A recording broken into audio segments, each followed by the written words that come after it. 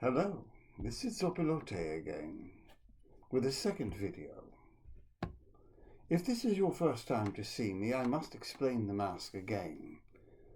After meditating in the midst of a magic ritual for guidance, I visualized myself appearing this way for the purpose of these videos. Let's just say that the mask is a symbolic way of referring to the dark mystery of life, and of the goddess I serve, who was here in the eternal darkness of Kairos time, before ever the first star gleamed in the heavens. Eventually, I'd like to start doing some teaching on some of the core ideas and beliefs I bring to bear when doing magic, but for the moment, I am concerned about some of the immediate needs I see out there among those who practice some form of the craft. Today, I thought I would talk about a means of grace called communion. Now, I know that in the magical community we have those who worship various gods, as well as those who will have nothing to do with deities of any kind, prizing their autonomy to work magic and live life exactly as they choose.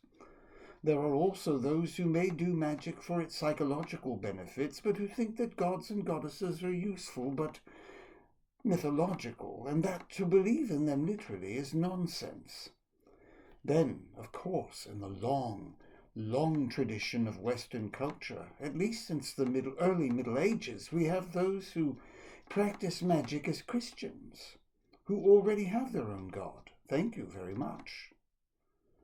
To all of these fine practitioners of magic in all of its forms, I offer my uninvited, unverified personal Gnostic advice. Whatever your beliefs, you need to plug into something. You need to commune with your source of inspiration and power. You cannot run indefinitely on your own personal power without suffering burnout or rundown. But this does not mean that you have to accept or believe in any sort of prescribed deity or system of belief.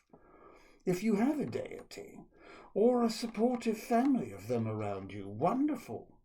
Find the time regularly, I would say daily, to pray to them, meditate in their presence, scry with them, do divination with them, and engage in conversation with them.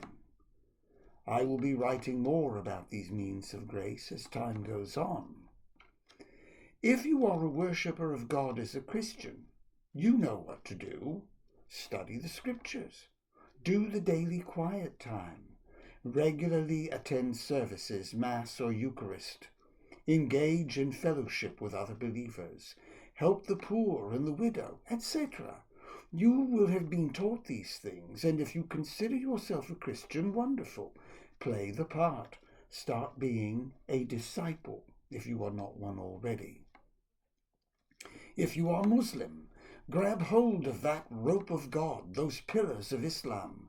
Time to make that regular confession of faith, to do your 5 daily prayers, your fasting during Ramadan, your contribution to the fund for the poor, your regular attendance at the masjid if possible, and the rest of it.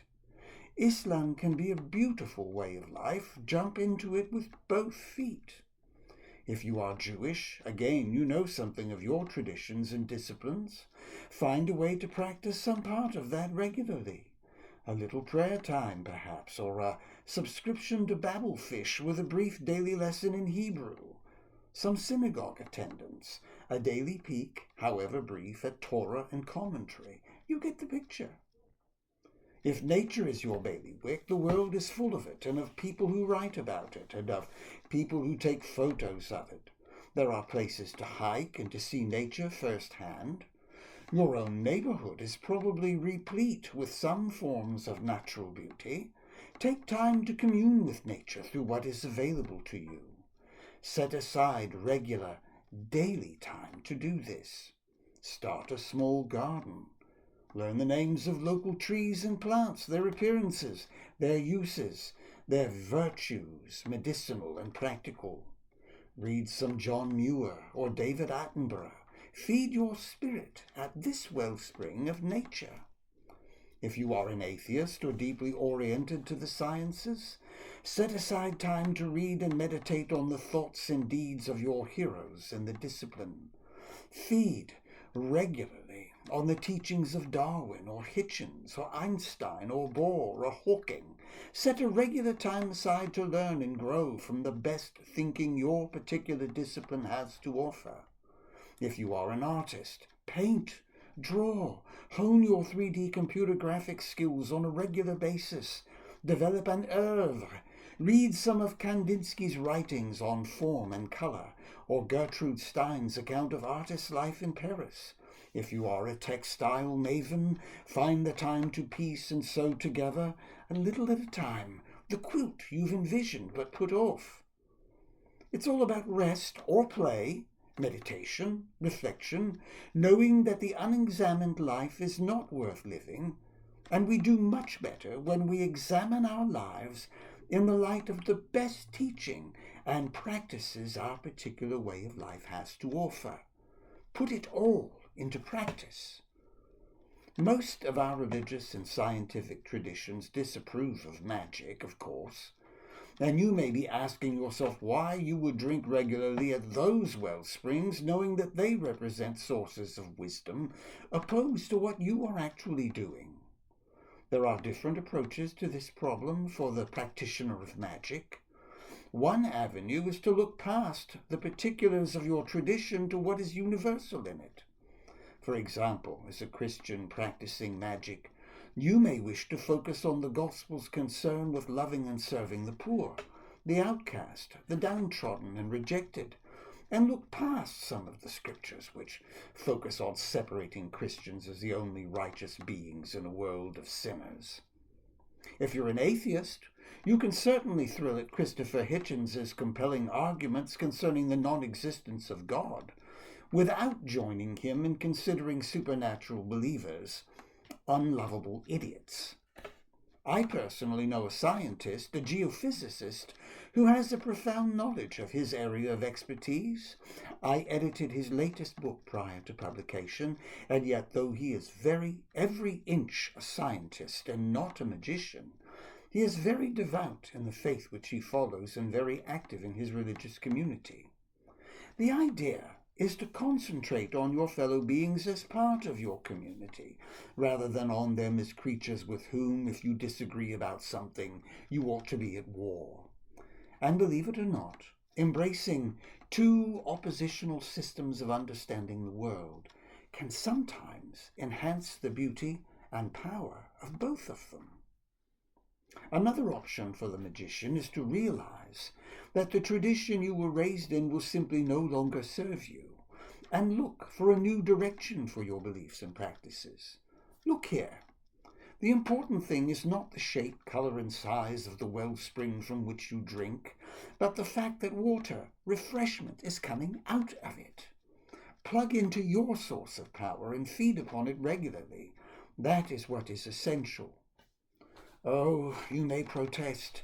Where will I find the time to do these things? I am so busy. Or maybe I have time, but I lack personal discipline.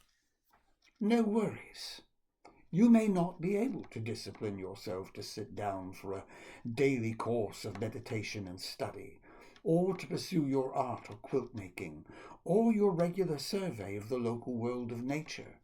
If that is the case, start small. Make a commitment to set aside 2 minutes a day and make a plan for how you'll spend it. If you can do 2 minutes a day, every day, then perhaps you can do 3 or 5 eventually, and so forth. More important than the length of time or the perfection of your practice in the beginning is that you do something regularly, I would say daily, to imbibe the things that feed your particular spirit. I've gone on far too long. Now it's your turn. See what you can cook up. And I will see you in my blog, zopilotay.tumblr.com.